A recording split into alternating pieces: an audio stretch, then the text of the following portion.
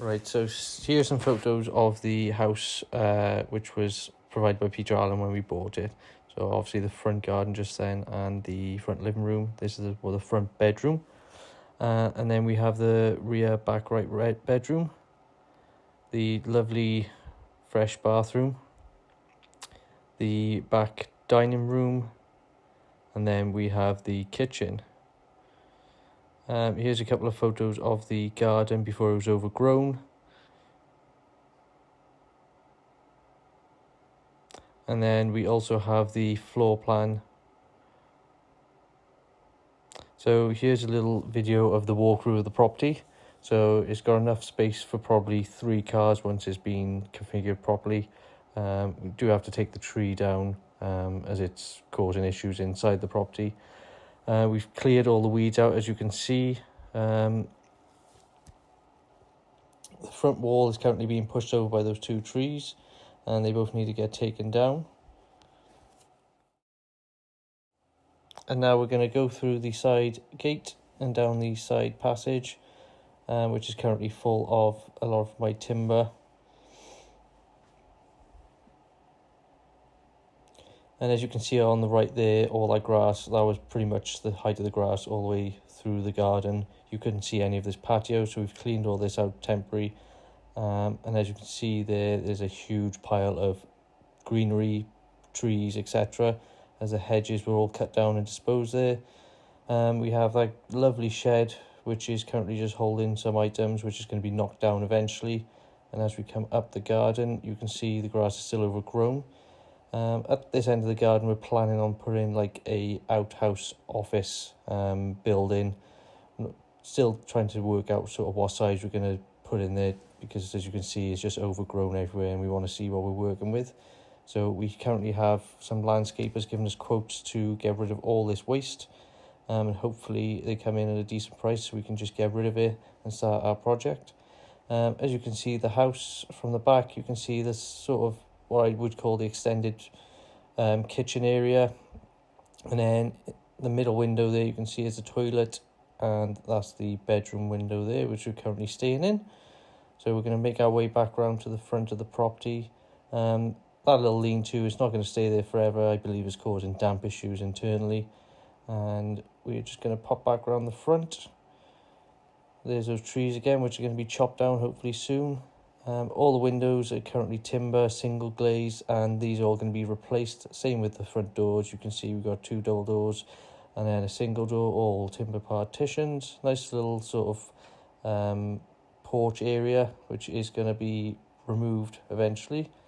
As you can see, it's a bit of a mess at the moment as we only moved in a few days ago, but I'm going to walk into the front living room. Everything pretty much is going to be gutted in this place. Walls back to brick, floors out. I believe there's going to need new DPM insulation and concrete, possibly put underfloor heating, all depending on costs. The room's quite a good size, very dated, still got a gas fire, lovely wallpaper that needs to come off. And we're sort of using this as just like our walk-in wardrobe. So I'm going to make my way over to the front bedroom, which is also full of our stuff at the moment. Tools, TV, all our boxes that need sorting. But also this is a nice size with 2 lovely windows. There is some damp issues in this room as well, which need sorting. And now we're going to make our way back through the hall into the rear bedroom. This is where we're currently staying. As you can see, we put tarpaulin down just to protect from any damp that does rise up. You can see there's been some issues of damp in the walls and the floor. They have got ventilation, but it doesn't seem to be doing much. So this is going to be one of the rooms which we need to strip out completely as well. Moving into the bathroom, I've started taking the shower out because it's leaking.